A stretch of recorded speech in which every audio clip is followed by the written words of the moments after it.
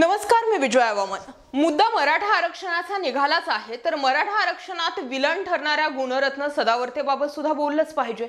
भला मोठा चष्मा, एकमेकात गुंताळलेले केस, संघात काळा कोट, डंके की चोट पर सारख्या तोंडाला येईल त्या घोषणा देणं, एकीकडे मराठा आरक्षणाला विरोध करणं, तर दुसरीकडे एसटी कर्मचाऱ्यांच्या आंदोलनात सहभागी होऊन एक मराठा लाख मराठा जय श्रीराम अशा घोषणा देणं, एव्हाना तुम्हाला समजलंच असेल आपण कोणत्या व्यक्तीविषयी चर्चा करतोय। होय, बरोबर, ॲडव्होकेट गुणरत्न सदावर्ते।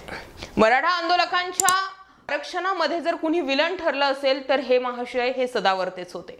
पण नेमकं मराठा आरक्षणाबरोबरच गुणरत्न सदावर्ते यांच्याही नावाची एवढी चर्चा का होते? खरोखर मराठा आरक्षणात सदावर्तेंनी खोडा घातलाय का? त्यांच्या मागे कोणती राजकीय शक्ती काम करते का? सदावर्तेंना भाजपचा माणूस म्हणून का बघितलं जातं? या सर्वांची उत्तरं या व्हिडिओच्या माध्यमातून आपण उलगडणार आहोत। एवढंच काय, या सदावर्तेंनी तर आता राज ठाकरेंच्या विरोधात सुद्धा याचिका दाखल केलेली आहे टोलच्या मुद्द्यावरून। महाराष्ट्रात मराठा आरक्षणाच्या बाजूने लाखो लोक असताना 2014 साली मराठा आरक्षणाविरोधात पहिली याचिका दाखल झाली। ॲडव्होकेट जयश्री पाटील यांनी मराठा समाजाला आरक्षण देणे हे असंविधानिक असल्याचं मत व्यक्त करत या विरोधी याचिका दाखल केली। जयश्री पाटील यांचे पती ॲडव्होकेट गुणरत्न सदावर्ते यांनी कोर्टात याबाबत त्यांची बाजू मांडली। कोपर्डी येथील अत्याचाराच्या घटनेनं राज्याचं वातावरण तापलं होतं। दुसरीकडे मराठा समाजाचा रोष वाढत होता। एकामागून एक मराठा समाजाचे मोर्चे निघत होते। या दरम्यानच मराठा समाजाला आरक्षण देण्याची मागणीही जोर धरू लागत होती। अशा वेळी मराठा समाजाच्या आरक्षणाला विरोध करण्याचं धाडस कुणाच्याच मनात येत नव्हतं। परंतु ॲडव्होकेट जयश्री पाटील यांनी मराठा समाजाला आरक्षण देणं हे कसं असंविधानिक आहे याबाबत एक याचिका दाखल केली। सर्व राज्याचं लक्ष जयश्री पाटील यांच्याकडे वेधलं गेलं। कोर्टात त्यांचे पती गुणरत्न सदावर्ते यांनी याबाबत युक्तिवाद केले। एकीकडे सर्वच जाती धर्मांचे लोक मराठा आरक्षणाच्या बाजूने असताना सदावर्ते दाम्पत्य मात्र त्यांच्या विरोधात लढत होते। सदावर्ते वारंवार टीव्ही समोर येऊन मराठा आरक्षणाच्या विरोधात बेताल बोलत होते। मराठा समाज एकामागून एक सदावर्तेंवरती उकडत होता, पण तरीही सदावर्ते गप्प होत नव्हते। अगदी ताणतणावात बोलत असताना अनेकदा त्यांचे व मराठा नेत्यांचे खटके देखील उडायचे। एकदा तर मुंबई उच्च न्यायालयाच्या आवारात सदावर्तेंवर हल्ला देखील करण्यात आला होता। थोडक्यात सदावर्तेच मराठा आरक्षणातील मूळ काटा असल्याचं चित्र उभं राहिलं, किंबहुना सदावर्तेंनीच तसं चित्र उभं राहू दिलं। पुढे फडणवीस सरकारने मराठ्यांना आरक्षण जाहीरही केलं, परंतु त्यावर सदावर्तेंनी पुन्हा याचिका दाखल केली। आरक्षण मर्यादेच्या मुद्द्यानंतर मराठा समाजाला सुप्रीम कोर्टानं आरक्षण नाकारलं। मराठा समाजाला आरक्षण मिळू नये यासाठी जयश्री पाटील आणि सदावर्ते या दाम्पत्यानं न्यायालयीन लढाई जी होती ती लढली।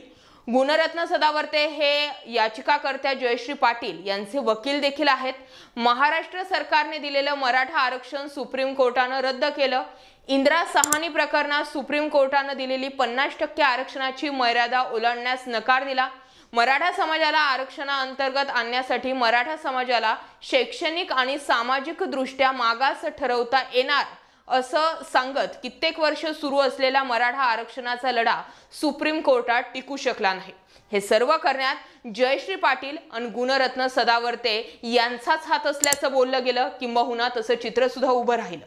दुसरीकडे गुणरत्न सदावर्ते हे भाजपचे प्यादे असल्याचंही बोललं जातं।